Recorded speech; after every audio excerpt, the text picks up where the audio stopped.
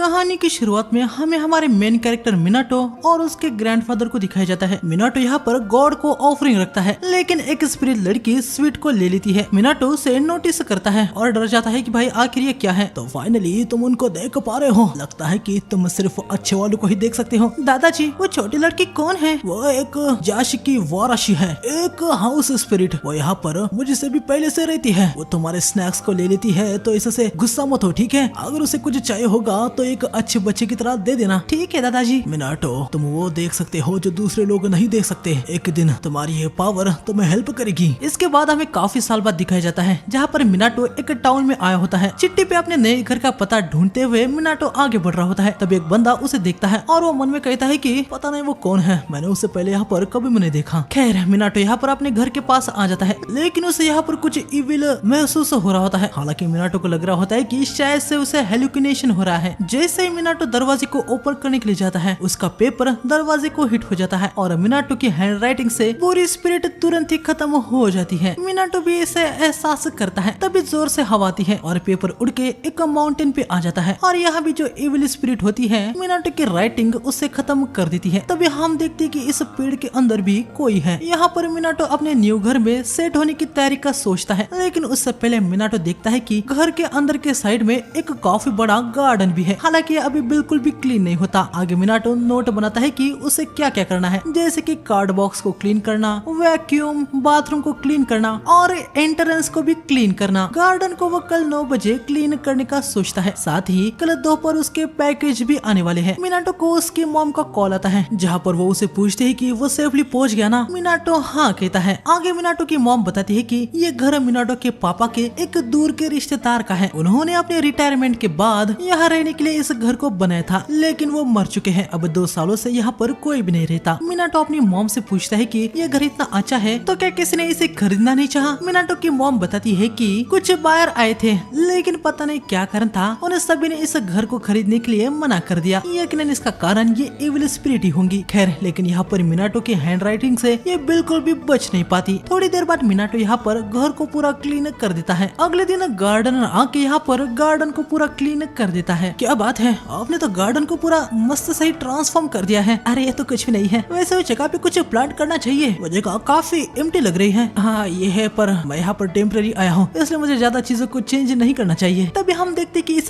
Gardener के कंधे पे एक इविल स्पिरिट होती है और उसे पेन होने लगता है। मिनाटो से कहता है कि वो ठीक है ना। गार्डनर कहता है कि वो ठीक है, हाल ही में उसे एक कंधा उसको काफी ज्यादा प्रॉब्लम देने लगा है। तभी यहाँ पर हवा आती है और मिनाटो का एक नोट यहाँ गार्डनर के पीठ पर लग जाता है और ये इविल स्पिरिट यहाँ पर खत्म हो जाती है। अरे ये क्या, अब ये अचानक से काफी अच्छा और लाइट फील हो रहा है। अरे वाह जी वाह, देखो मैं अपने हाथ को जोरों से हिला पा रहा हूँ, पहले मैं ऐसा नहीं कर पा रहा था। मिनाटो यहाँ पर देखता है कि भाई उसने जो लिखा था वो फिर से गायब हो चुका है। मिनाटो की हैंड राइटिंग ही है जो इविल स्पिरिट को डिस्ट्रॉय करती है और ऐसा करने के बाद थोड़ी सी लिखावट गायब हो जाती है। तभी मिनाटो को साइड में कुछ पत्ते दिखते हैं। वो गार्डनर से पूछता है कि क्या ये उसने यहाँ पर रखे हैं। वो बताता है कि उसे भी कुछ नहीं पता है कि वो वहाँ पर कब आए। इसके बाद अगले दिन जब सुबह मिनाटो उठ के गार्डन के साइड में आता है, उसे सामने जापानीज रास्पबेरी देखने को मिलती है और उसे सामने कोई जाते हुए भी दिखता है। मिनाटो को याद आता है कि बचपन में वो स्पिरिट भी उसे ऐसे गिफ्ट दिया करती थी। मिनाटो सोचता है कि या वो अब जो कोई भी स्पिरिट आ रही है वो उसके लिए थैंक यू के लिए गिफ्ट लाएगा। मिनाटो यहाँ पर कुछ शॉपिंग करता है और फिर यहाँ पर उसे सामने रख देता है। मिनाटो ने ये ऑफरिंग के तौर पर रखा होता है, ऐसे स्पिरिट यहाँ पर पक्का आ ही जाएगी और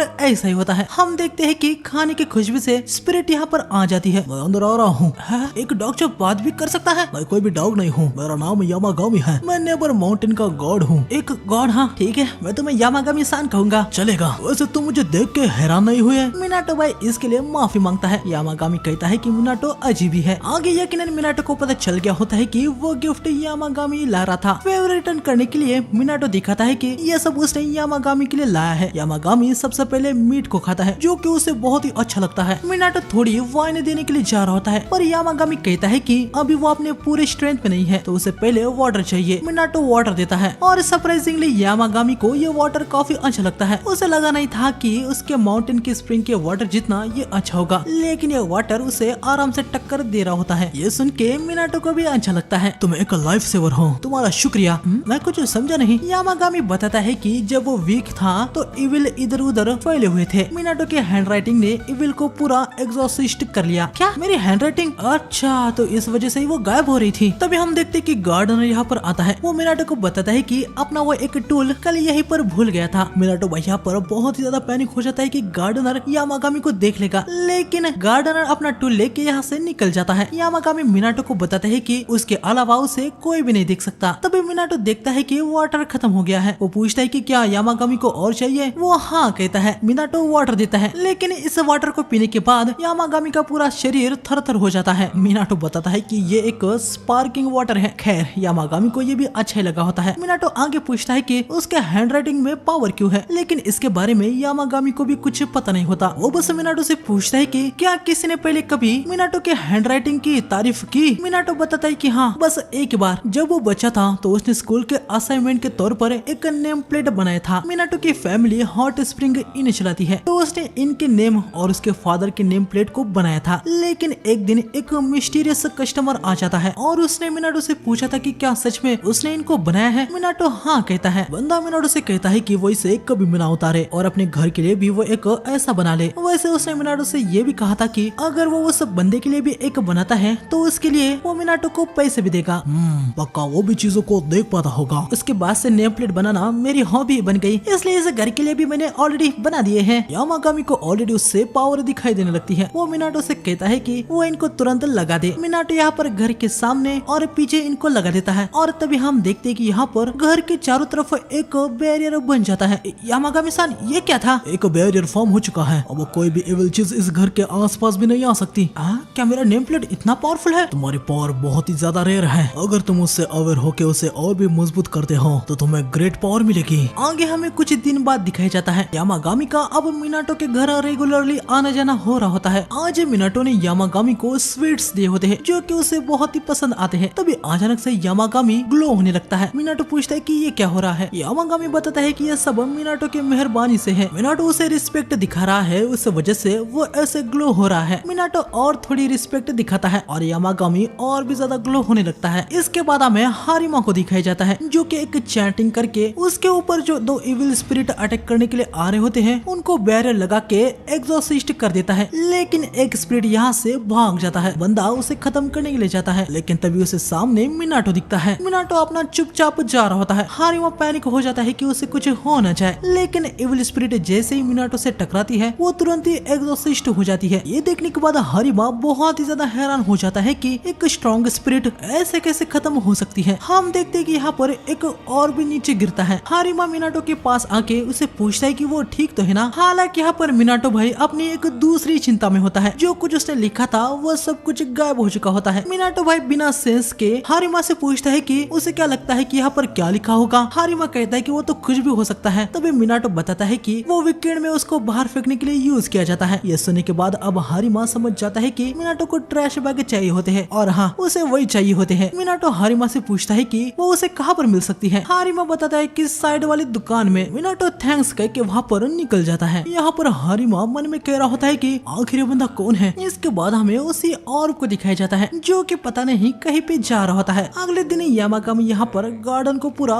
लाइवली बना देता है। जब मिनाटो गार्डन को देखता है तो वो बहुत ही ज्यादा हैरान हो जाता है। हालांकि अपनी पावर यूज करने की वजह से यामागामी की हाइट अब कम हो गई होती है, लेकिन यहाँ पर मिनाटो को भाई यामागामी का ये छोटा वाला फॉर्म बहुत ही क्यूट लग रहा होता है। यामागामी कहता है कि वो जल्दी फिर से बड़ा भी हो जाएगा। इसके बाद हमें कुछ दिन बाद दिखाया जाता है। हमें पता चलता है कि कुछ दिनों से यामागामी यहाँ पर नहीं आ रहा था। मिनाटो सोच रहा होता है कि वो ठीक तो होगा ना। मिनाटो जैसे घर आता है उसे सेंस होता है कि कोई आया है। वो यामागामी समझ के आता है, लेकिन ये एक स्क्वायर होती है। तब यहाँ पर यामागामी आता है। हालांकि मिनाटो देखता है कि अब वो पहले से भी छोटा हो चुका है। तब यहाँ पर 3 ऑफ स्प्रिंग आती है। वो ऑफ स्प्रिंग क्या आपने इनको जन्म दिया है? अरे यार पर यामागामी सान तो एक ओल्ड मैन है। ओल्ड मैन ये कितना रूड है डूड। कम से कम उनको ओल्डर जेंटलमैन कहो, वो कोई बुढ़ाऊ नहीं है, समझे? ये सभी मेरे मिनियंस है। मैंने अपने आप को स्प्लिट करके इनको क्रिएट किया है। ओह तो इस वजह से आप इतने छोटे हो गए हो। हाँ बिल्कुल सही। इसका नाम सेरी है, इसका नाम तोरिका है और इसका नाम उसुगी है। मिनाटो इनको अपना इंट्रोडक्शन देता है और मार्केट से लाया हुआ केक भी देता है जो कि इनको बहुत ही पसंद आता है। आगे हमें शाम में दिखाई जाता है जहाँ पर ये तीनों अभी सो गए होते हैं और यहाँ पर यामागामी भी बड़ा हो चुका होता है। तभी यामागामी मिनाटो से कहता है कि उसे मिलने के लिए कोई आया है। हम देखते कि ये तो हारिमा है। मिनाटो के घर के पास आते ही उसे कुछ एक्स्ट्रा ऑर्डिनरी सेंस होने लगता लगता है। मिनाटो दरवाजा ओपन करता है और यकीनन वो हारिमा को पहचान जाता है। आगे हारिमा यहाँ पर मिनाटो को अपना कार्ड देता है जिस पे लिखा होता है कि वो एक ओनम्योजी है, मतलब एक एग्जॉर्सिस्ट। एक एग्जॉर्सिस्ट मतलब वो फैंटेसी जैसा। मैं एक पब्लिक इंस्टीट्यूट में काम करता हूँ। उस दिन तुम्हारी पावर ने एक इविल स्पिरिट को एग्जॉर्सिस्ट कर दिया था। क्या मैंने किया था? ओह शायद से हुआ होगा। आजकल दिक्कत देने वाली इविल स्पिरिट बहुत ही ज्यादा बढ़ चुकी है, लेकिन ज्यादा ओनम्योजी नहीं है जो कि उनसे छुटकारा दिला सके। वैसे भी एग्जॉर्सिस्ट करने की पावर वाली बिंग्स बहुत ही कम है। क्या तुम मुझे अपने तालिस्मान सेल कर सकते हो? तालिस्मान आखिर वो क्या होता है? यामागामी आके बताता है कि उससे मिनाटो के हैंड राइटिंग वाला पेपर चाहिए। यामागामी मिनाटो को बताता है कि चिंता करने की कोई भी बात नहीं है, हारिमा भी उसे नहीं देख सकता। मिनाटो उसकी शॉपिंग लिस्ट हारिमा को दे देता है, जो देख के वो हैरानी हो जाता है। वो मन में कह रहा होता है कि एक इविल स्पिरिट जो 3 एग्जॉर्सिस्ट के लिए भी पावरफुल था, वो मिनाटो के एक शॉपिंग लिस्ट से खत्म हो गया। खैर मिनाटो यहाँ पर हारिमा के लिए कुछ पेपर्स बना रहा होता है। वो उसे बस डेली यूज के लिए जो चीजें लगती है वो लिखे जा रहा था, जो देख के हारिमा और थोड़ा सा हड़बड़ा सा जाता है। लेकिन जब मिनाटो की हैंड राइटिंग में उसे लाइट दिखती है, वो उसे देख के दंग रह जाता है। वो मन में कहता है कि ये इतनी पावरफुल कैसे हो सकती है। तभी अचानक से मिनाटो को भी थकान महसूस होने लगती है। यामागामी बताता है कि उसने अपनी पावर को यूज किया है, इस वजह से ऐसा हो रहा है। खैर मिनाटो ने जितने भी हो पाए उतने नोट्स हारिमा को दे दिए होते हैं। इसके बदले हारिमा मिनाटो को पैसे दे रहा होता है, लेकिन मिनाटो भाई पैसे को एक्सेप्ट ही नहीं कर रहा था। हालांकि हारिमा भी यहाँ पर हार नहीं मानता। वो कहता है कि पैसे दे बिना वो यहाँ से जाएगा ही नहीं। यामागामी मिनाटो से कहता है कि बंदा पीछे जाने वाले में से नहीं है, उसे पैसे ले लेने चाहिए। मिनाटो पैसों को ले लेता है, लेकिन उसे कुछ अच्छा नहीं लग रहा था, इसलिए वो हारिमा के हैंड पर एक स्टार बना देता है, जो कि ओनम्योजी के एक सिंबल जैसा ही होता है। हारिमा यहाँ पर महसूस कर पा रहा होता है कि ये कितना पावरफुल है। तभी हारिमा को एक कॉल आता है, जहाँ पर उसके कॉमरेड को उसकी तुरंत जरूरत होती है। हम देखते कि यहाँ पर इन दोनों के पास एक बहुत ही पावरफुल इविल स्पिरिट आ गई होती है। तभी हारिमा यहाँ पर आता है। इविल स्पिरिट उस पर अटैक करने के लिए आती है, लेकिन मिनाटो ने बनाए हुए साइन से वो स्पिरिट खत्म हो जाती है, जिसको देख के ये सभी के सभी हैरान हो जाते हैं। आगे हमें कुछ दिन बाद दिखाया जाता है, जहाँ पर हम देखते कि हारिमा ने जो पैसे दिए थे वो सभी खत्म हो चुके होते हैं और पैसे इनके खाने में लग गए थे। इनका खाना भाई बड़ा ही एक्सपेंसिव होता है। यामागामी इंसान यहाँ पर कित्सुबा नाम की एक डिश खा रहा होता है, जो कि उसे बहुत ही ज्यादा पसंद आ रही थी। और इसके पीछे कारण ये है कि ये डिश एक 200 साल पुरानी चल रहे हैं चिंगुकेंडो नाम के स्टोर से है। खैर हम देखते हैं कि मिनाटो ने इनके लिए चीप खाना भी लाया था, लेकिन ये उनको खा ही नहीं रहे थे। उनको वो बिल्कुल भी पसंद नहीं आता, तो उसके पास कोई चारा नहीं था। उसको इनके लिए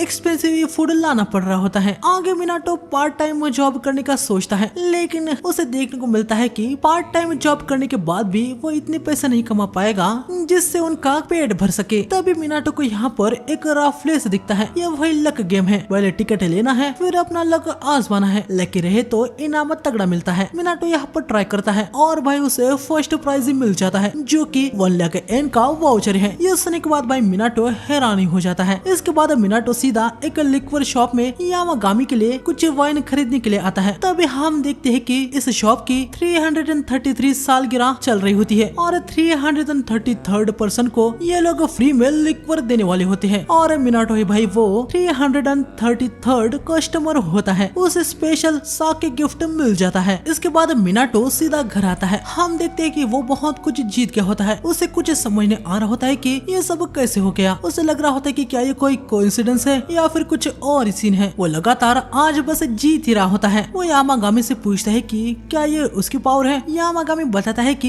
ये उसकी पावर नहीं है, बल्कि इस टॉर्टोइस की पावर है। यामागामी बताता है कि ये एक डिवाइन टॉर्टोइस है, इसका नाम रेकी है। ये 4 होली बीस्ट में से एक है, जिसने मिनाटो के लिए लक लाया। उस दिन मिनाटो ने जिस इविल स्पिरिट को खत्म किया था उसके अंदर रेकी फंसा हुआ था, तो इविल स्पिरिट को खत्म करके मिनाटो ने रेकी की हेल्प की, इसलिए रेकी ने भी आज मिनाटो के लिए लक लाया होता है। हालांकि मिनाटो को इस बात पर यकीन नहीं हो रहा था। तभी मिनाटो को उसके मॉम का कॉल आता है। वो मिनाटो को बताती है कि जाने से पहले मिनाटो जिस स्विप स्टॉक में गया था उधर वो 1 मिलियन येन प्राइज पुल जीत चुका है। ये सुन के मिनाटो भी बहुत ही हैरान हो जाता है। वो तुरंत आके रेकी को थैंक्स कहने लगता है। आगे रेकी अब इसी गार्डन के पॉन्ड में रहने वाला होता है। कुछ देर बाद मिनाटो रेकी से पूछता है कि क्या वो साके लेगा। रेकी आके साके पीने लगता है, उसे वो बहुत ही पसंद आती है। गिफ्ट के तौर पर रेकी यहाँ पर मिनाटो को कुछ सीड देता है। मिनाटो इनको गार्डन में प्लांट करता है। सीड को प्लांट करने के बाद वो यामागामी से पूछता है कि आखिर ये सीड किसके थे। यामागामी कहता है कि समय के साथ उसे पता चल जाएगा। आगे एक दिन मिनाटो सबके लिए कुकीज बना के लाता है, लेकिन हम देखते कि यहाँ पर दो गुड स्पिरिट आती है। ये दोनों कोई और नहीं फूजिन और राइजिन होते हैं, जो कि जापानीज माइथोलॉजी में विंड और थंडर गॉड्स है। यकीनन इनको यहाँ पर देखने के बाद मिनाटो हैरान हो जाता है। खैर वो इनको बिस्किट ऑफर करता है। तो तुम अभी तक जिंदा हो? हाँ यामागामी, तुम इतने कमजोर हो गए थे कि हमें लगा तुम्हारा खेल खत्म। तुमको इतनी आसानी से मुझसे छुटकारा नहीं मिलने वाला है। वैसे तुम दोनों यहाँ पर क्यों आए हो? ओह, तुम यामागामी के मिनियंस हो? हाँ, तुम्हारे बारे में हमने सुना है, मिलके अच्छा लगा। यहाँ आने का वैसे कोई कारण तो नहीं है, हमें महसूस किया कि इस एरिया की हवा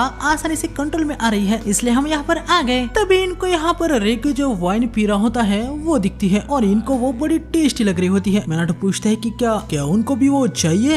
यकीनन ये दोनों हाँ ही कहते हैं। इसके बाद हम देखते हैं कि ये दोनों वाइन का मस्त से मजा ले लिए होते हैं। खुशी है कि आपको पसंद आई। थैंक यू के तौर पर मैं तुम्हें अपनी थोड़ी सी विंड पावर यूज करने की परमिशन देता हूँ। फूजिन चुटकी बजाता है और मिनाटो के पास अब विंड पावर आ जाती है। मिनाटो पूछता है कि इसे यूज कैसे करना है। आगे हम देखते हैं कि ये प्रैक्टिस में लग जाते हैं। यामागामी कहता है कि मिनाटो को पिक्चर करना है कि वो विंडो को बना रहा है। मिनाटो ट्राई करता है और वो विंड को बना पा रहा होता है। हालांकि ये काफी कम साइज था, लेकिन ट्रेनिंग करके मिनाटो इसे और भी तेजी से यूज कर सकता है। इसके बाद हमें हारिमा को दिखाया जाता है, जो कि इविल स्पिरिट को खत्म कर रहा होता है। हालांकि वो देखता है कि मिनाटो ने लगाया हुआ मार्क लगभग खत्म हो ही चुका है। तभी हारिमा को अपने दूसरे एक बंदे की चिल्लाने की आवाज आती है। इसका नाम इचिजो है। हम देखते हैं कि इचिजो के सामने एक बड़ी इविल स्पिरिट आ गई होती है। वो बहुत ही ज्यादा डर चुका था।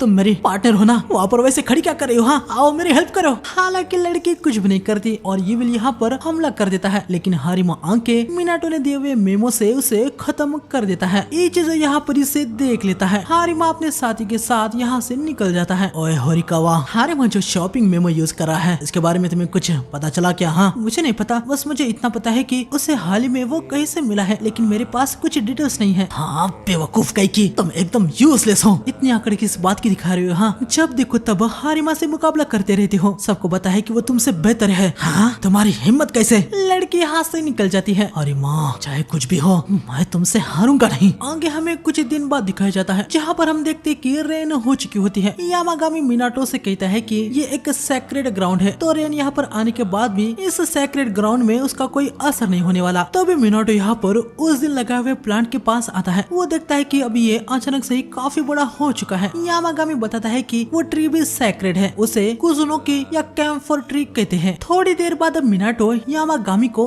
अपने घर से मंगवाए हुए स्प्रिंग बीन देता है, जो कि उसे बहुत ही पसंद आते हैं। मिनाटो ने एक सूट भी मंगवाया होता है। उसे देख के ही यामागामी समझ जाता है कि मिनाटो माउंटेन क्लाइंब करने वाला है। मिनाटो बताता है कि वो यामागामी का ही माउंटेन क्लाइंब करने वाला है। तुम्हारा मतलब माउंट होजो? हाँ, आप एक माउंटेन गॉड हो ना, तो मुझे आपके माउंटेन को प्रॉपर रिस्पेक्ट देनी चाहिए और मेरी थोड़ी एक्सरसाइज भी हो जाएगी। यामागामी कहता है कि उसके माउंटेन को क्लाइंब करना आसान नहीं होगा। मिनाटो कहता है कि उसने ऑलरेडी गियर्स ला दिए हैं, तो चिंता की कोई भी बात नहीं है। माउंटेन के आधे रास्ते पर एक श्राइन है, उतनी दूर तक तुम्हारे लिए जाना मुश्किल नहीं होगा। ठीक है कोई ना, मैं वहाँ पर जाऊंगा। पहले लोग लगातार वहाँ पर विजिट किया करते थे, लेकिन अभी वहाँ पर कोई भी नहीं आता। मैं अपने मिनियंस को तुम्हारे साथ भेजूंगा, वो तुम्हें गाइड करेंगे। इसके बाद हम देखते हैं कि मिनाटो माउंटेन क्लाइंब करता है। हालांकि माउंटेन को चढ़ के उसकी जान निकल गई होती है। उसने जितना सोचा था ये उतना आसान नहीं था। खैर जैसे भी हो, मिनाटो यहाँ पर श्राइन के पास आ ही जाता है। जैसे कि मिनाटो को पता ही है कि यहाँ पर लोग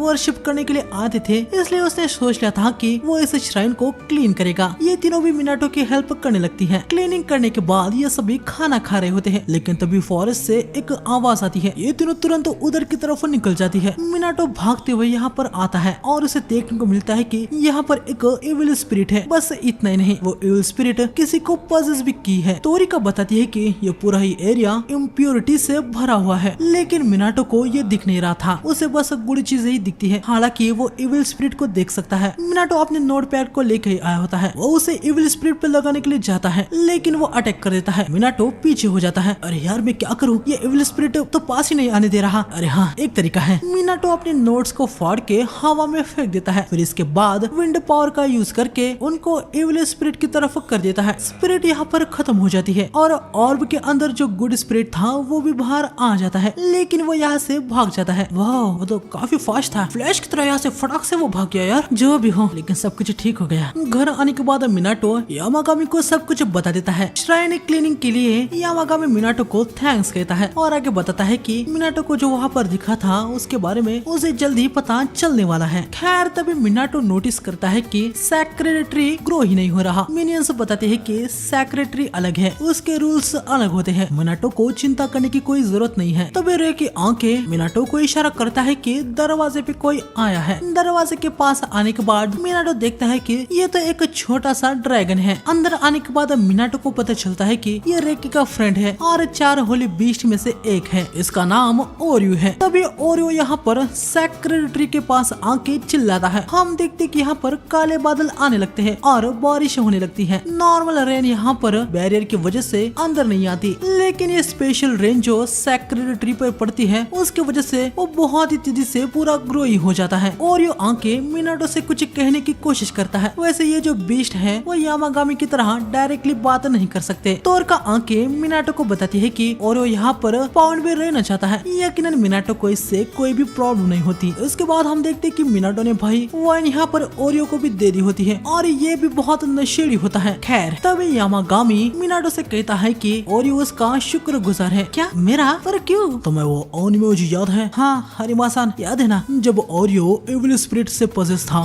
तो उस बंदे ने इविल स्पिरिट को वेनिश करके ओरियो को बचाया। तो फिर तो इनको हरिमा चान को थैंक्स कहना चाहिए ना। तुमने जो पेंटाग्राम ड्रॉ किया था सब उसका शुक्र है। चलो कोई ना, मुझे खुशी है कि आप ठीक हैं। तभी हम देखते हैं कि डोर बेल बजती है। आगे हम देखते हैं कि हरिमा यहाँ पर मिनाटो से मिलने के लिए आया होता है। लेकिन उसे और मेमो मतलब उसकी नजर में कहा जाए तो तालिस्मान चाहिए होते हैं। मिनाटो उसे वो दे देता है। हमें पता चलता है कि हरिमा यहाँ पर कई बार आके मिनाटो से तालिस्मान लेके गया है और जब भी वो यहाँ पर आता है कुछ गिफ्ट लेके ही आता है। इस बार उसने सॉफ्ट रेड बिन जेली लाया होता है, जिसे देखकर यामागामी के मुंह से पानी निकलने लगता है। क्या वो पेंटाग्राम अभी भी है जो मैंने बनाया था? मैंने उसका बहुत यूज कर लिया है, अभी वो वैनिश हो चुका है। इस बार मैं चाहता हूँ कि आप एक ग्रीडी चेस्ट बनाएं। हाँ? क्या आपको स्टार शेप पसंद नहीं आया था? वो बात ये है ना, वो मेरे फैमिली का क्रेस्ट नहीं है। कि क्या पेंटाग्राम फैमिली का क्रेस्ट भी है? माफ करना, मुझे इसके बारे में कुछ पता नहीं था। इसके बाद हमें हारिमा को कोटेसु के साथ दिखाया जाता है, जो कि हारिमा का ही एक कॉमरेड होता है। हम देखते हैं कि हारिमा ने अपना क्रेस्ट बनवा लिया होता है। उन मेमो की वजह से इन दिनों तुम काफी धमाल मचा रहे हो। वो एक काफी रेयर पावर है, लेकिन पेपर के पीस को हैंडल करना मुश्किल होता होगा। मतलब उनको फेक वेक नहीं सकते ना हम। हाँ ये बात तो है, इसलिए मैंने उसे बिजनेस स्टाइल कार्ड जिसे बनाने के लिए कहा है। वैसे हारिमा तुम्हें सतर्क रहना चाहिए। अगर दूसरे लोगों को उस बंदे के बारे में पता चला तो वो दिक्कत में पड़ सकता है। हालांकि मेरी बात कहने में अभी देर हो चुकी है। इचिजो ने ऑलरेडी उस पावर को देख लिया है और हम जानते हैं कि वो तुमसे कितनी जलन रखता है। मैं बस आशा करता हूँ कि कुछ बुरा ना हो। इसके बाद हमें मार्केट में मिनाटो को दिखाया जाता है, जहाँ उसे एक पर्सन टकरा जाता है। मिनाटो की वैसे कोई गलती नहीं थी, लेकिन वही सॉरी कहता है। हम देखते कि ये तो इचिजो है, जो कि बड़ी गुस्सेल नजर से मिनाटो को घूर रहा होता है। खैर वो यहाँ से निकल जाता है, लेकिन हम देखते कि उसने मिनाटो की शर्ट पर तालिस्मान लगा दिया होता है। तो इसके बाद आगे क्या होगा ये जानने के लिए चैनल को सब्सक्राइब करके बेल आइकन को ऑल पे सेलेक्ट कर देना। वीडियो अच्छा लगे तो वीडियो को लाइक करना, हाइप करना और कमेंट सेक्शन में जरूर बताना कि आपको क्या इसका नेक्स्ट पार्ट चाहिए। तो मिलते हैं नेक्स्ट एपिसोड में, तब तक के लिए सावधान गाइस।